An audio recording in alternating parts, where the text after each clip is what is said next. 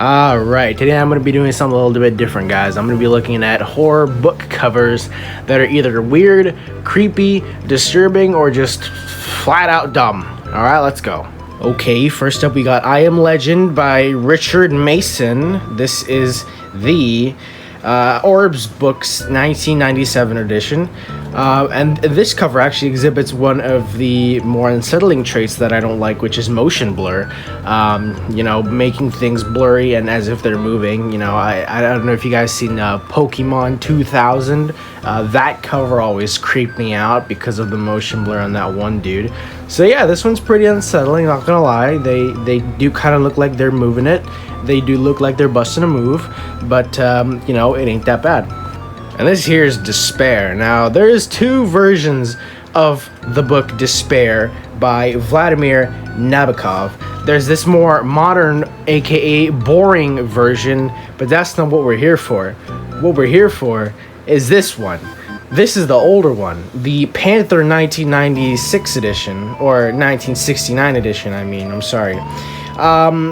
Very, very eye-catching, actually. Follows the same formula as those, old paperback, weird, creepy, disturbing covers. I 100% prefer it over the newer, more modern, boring cover. It's really eye-catching, and, if you look at that, who wouldn't want to read this book? Besides, I've heard it's actually pretty good. And then we got Piercing. Now, I don't know about you guys, but the reason why this cover creeps me out is because it really reminds me of those old, 2000, PETA ads where it just showed the animal about to suffer some sort of cruel fate or suffering said cruel fate as we speak. So, the thought of a rabbit being stabbed with a needle, that seems to be some sort of hunting needle that's about to put them to sleep, and the fact that they're covering their face is very upsetting, And I don't know what this book is even about. It's written by Ryu Murakami, so yeah. A little warning on this next one, we got a little bit of eye gore, we got a little bit of e-gore, just some sort of eye surgery, but we got The Vivisector right here by Patrick White. Obviously, this is horrifying. This is horrific. Eye surgery, you'd creep the hell out of anyone, and it would disgust the hell out of anyone. So, yeah, not much else to say except moving on. And then we got The Exorcist, the original 1972 edition by William Peter Blatty. In my opinion, one of the best covers of all time, due to the fact that it is extremely abstract. You barely even can tell what's going on unless you really look at it. You can see some sort of face right there. You can see the eye. Perhaps that's a nose. Is that a piece of hair? Is that a forehead? Is that a neck? I don't know, but it's a great cover. It's very weird. I wish the image was a bit bigger, but hey, you can only have so much. I think we've been having a little bit too much creepy stuff. Let's lighten it up with something funny and stupid. We got Spawn right here by Sean Hudson, the Leisure Books edition. Now, this isn't the Spawn that you may be thinking of, the cool Spawn. This is Unwanted They Died, Unborn They Lived, apparently. Author of Slugs and Breeding Ground, naturally so. Then we got Don't Look Now by Daphne du Maurier. I don't know, just something about this 2008 NYRB edition with the face in the background screaming, and again motion blurred, really catches me off guard if I saw this in some bookstore. It really catch me off guard, and it might even make me want to buy it. I don't know. And then here we have an interesting subject. We have Kiss Kiss by Roald Dahl. Now, there's many versions of this book you can get. You can get this version with this creepy looking guy with soccer balls for eyes. You can get this version with a weird balding baby. But the one I think most people would know about this book is this one. Yeah. This is the Penguin 1962 edition.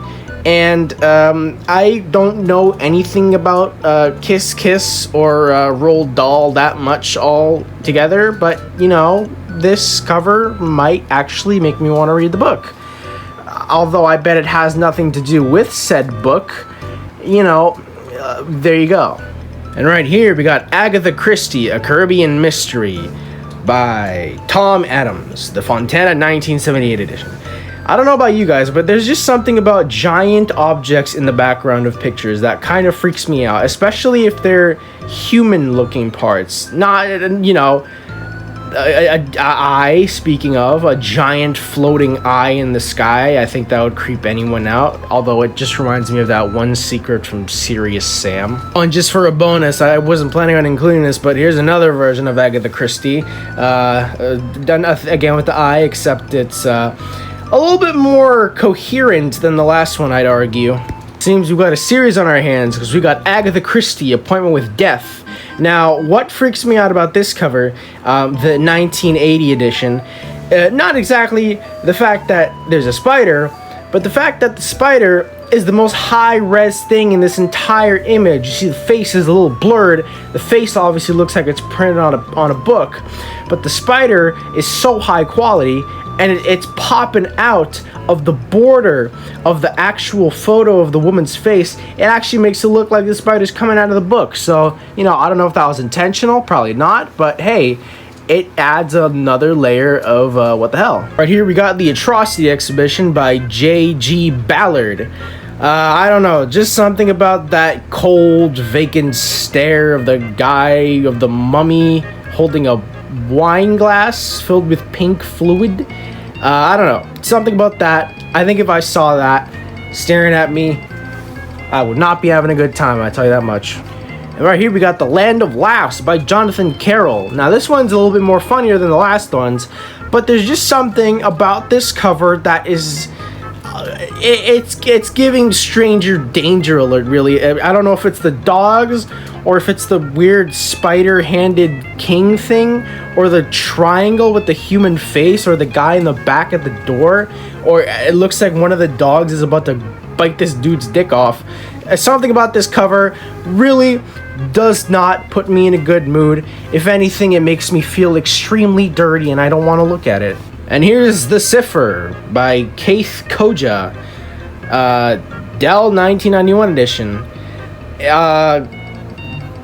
It's pretty hard to make out what's going on. I mean, you can see the hand right there, you can see the mouth, and maybe those are some eyes and the face, but it's just a big mess, isn't it? And here we got The Violent Bear It Away by Flannery O'Connor.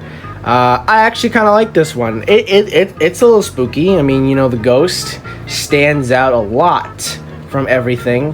It's got some sort of mystical aura feeling, you know, like it's like some otherworldly picture we're looking at. And I think that's what's cool about it, is that it has a weird energy to it. I F with the energy. I F with the black background with the white ghost. I F with that. Now, I'm throwing this one in as a bonus. I do not know how I found this one. I'm quite concerned about that. But anyways, here's K.A. Applegate with Sve Svitate. I think this book's called Recovering from Betrayal. But that thing on the front cover, I think it's an elephant, but it has hands. Its tusks are hands, claws. And it has hands in the back, and its eyes, and the disgusting like texture of the skin looks like some old 3D CGI thing, and the border and everything. And the fact that it's presented as this like powerful thing, I don't know. This cover really freaks me out, and that's all I have for you guys today. I hope you guys enjoy this video, and if you guys want me to look at different book covers or movie posters or whatever, you guys let me know and I'll do that. I'll do just that for you. But anyways, that's it. I'm out of here.